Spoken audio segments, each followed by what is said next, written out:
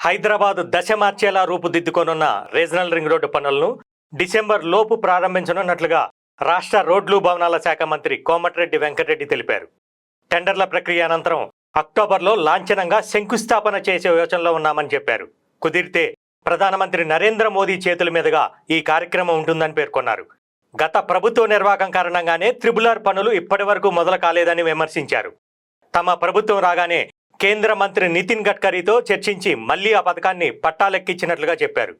బుధవారం రోడ్లు భవనాల శాఖపై 8 గంటల పాటు సమీక్ష అనంతరం సాయంత్రం ఆయన విలేకరులతో మాట్లాడారు.